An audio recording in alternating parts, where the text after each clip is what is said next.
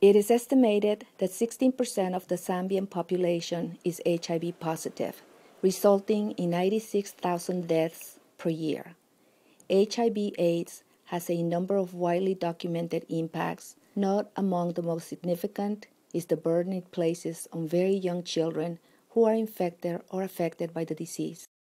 It is estimated that Zambia has 1.24 million orphans, or 10.5% of the total population. Each year, approximately 1.6 million children become orphans.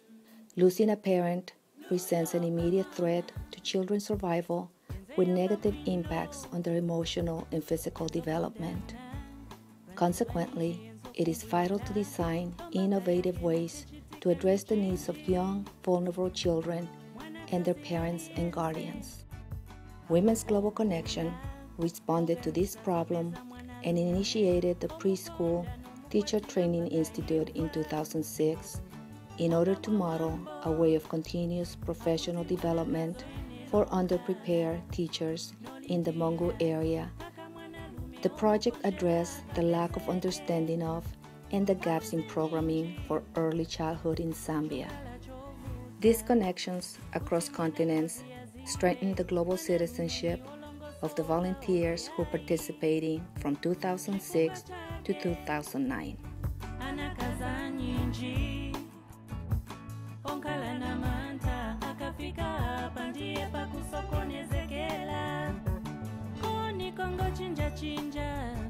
Everything has to be created at the grassroots level by the people themselves. And then they are very limited by their own resources in terms of financial resources especially, not creativity resources. They're very creative, they're very motivated, but when you can't imagine the difference between here and there, here there's always something to fall back on, or some place to maybe go and get help. In the situation in Zambia, there was no place to go and get help. Everything that we wanted to do had to be created there by the people themselves. Being among children who obviously had very little, to feel the enthusiasm that they had, knowing that they have very little. So the experience I shared most often about my whole trip was really going out to the different schools and getting really close to the kids that ultimately would be benefiting from this project. And probably the most important thing I shared is just how much people in this situation really want to learn. You know, are eager to learn, are eager to, to make life better for their children. Probably that's what I've talked about the most. When I arrived there as a past teacher, as a trainer, and meeting their trainers, we have the same dreams for children in our community, for being great teachers, for being stewards of education, and so do the teachers and the trainers there. I now see the fact that when we think globally, even as far as Africa, we're just as connected. We have the same fears for what this world is going to look like for children. We all need to think beyond our own experience. We need to think that it's not just our own struggles, because those become so small compared to the struggles of other developing countries. And if everyone kind of raised their awareness to that and everyone did something, whatever they would be able to do, not necessarily go to Africa or any other country, but a consciousness, I think, would even help move things forward for the world. I thought that being a global citizen was just being aware of issues, and issues that were affecting countries around the world different from the States. But truly being a global citizen is to understand the issues and to try to be empathetic to the different realities and to have a different perspective on these realities so that I can learn something from it.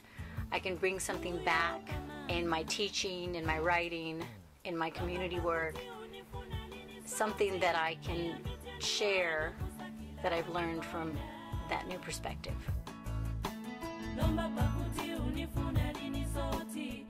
I realized how fortunate we are. But it also made me realize that because so much is given to us, and we have such great foundations here in the state, that when I work with programs like this program, and I'm connected still with this program, that I continue to give back in whatever way I can give back, because that's going to help the global part of it. So never lose that connection to help someone outside of my world.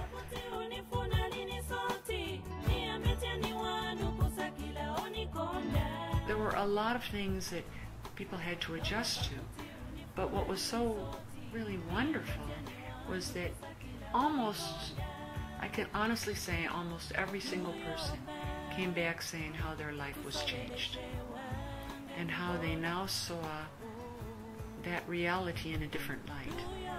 They saw the reality of what people had to face in a different light, but they also saw how people coped with that and how people, knew how to deal with hardships and challenges and had courage in the face of great difficulties. And so I think that was one of the strongest things that probably helped people to move to be really more of a global citizen. They began to see that I cannot come home and just totally forget about that. Something in my life changed. Something in my perspective, something in my way of understanding changed.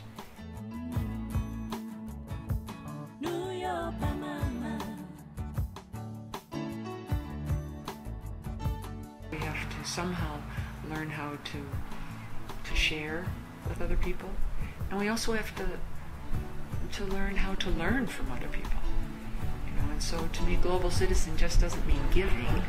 It means really mutually understanding, mutually recognizing our common problems, our common desires to make the whole world a better place.